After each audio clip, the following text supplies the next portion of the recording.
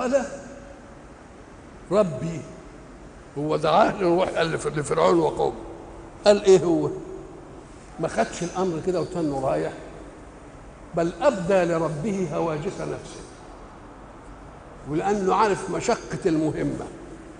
ليه؟ لانه عارف وعايش مع فرعون، وعايش وعارف فرعون بيعمل ايه. قال ربي اني اخاف ان يكذبون. ده بقى انا هيستمعوا رسول وهو عامل اله، زي الراجل اللي بيقول كان بيدعي النبوه فمسك في عهد المأمون حبسوه، وبعدين قالوا للمأمون ان في واحد ثاني ادعى ايه؟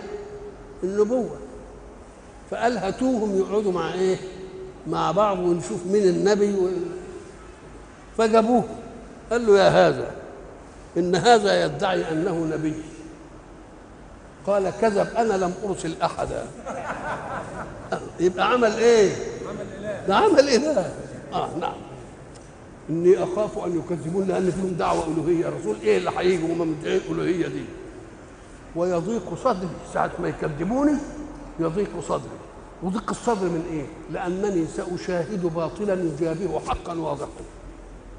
واذا ضاق صدري تلجلج لساني، واذا تلجلج لساني ما اقدرش اتكلم الكلام اللي يقنع. ويضيق صدري لما يكذبوني يعمل ايه اللي يحصل؟ الانسان منا لما يضيق صدره وينفعل ايه اللي بيحصل له؟ ما يقدرش يتكلم. وخصوصا ان هو اصله له سابقه في حكايه الكلام دي. مش كده قال له ايه؟ قال له اخي هارون هو ايه؟ افصح مني لسانا فارسله معي يريد ان يكذب. طب بعد ما ازال منه اللي قال له برضه التكذيب والاغضاب اللي هيناله يرجعه للايه؟ وخصوصا له الف بانه ما في عقده من لسانه. ويضيق صدري، يكذبون فيضيق صدري، واذا ضاق صدري تلجلجت وتعصبت في الكلام، وانا لي سابقه في الحكايه دي اللي بقى هقول فيها اديني اخ عشان يبقى وياي يساعدني. فارسل الى هارون علشان هو يقعد وانا اتكلم، لما لساني يقف ولا حاجه ايه يبقى هو ايه؟ يتكلم. يبقى ده حريص على ان تبلغ الدعوه اذان قوم فرعون.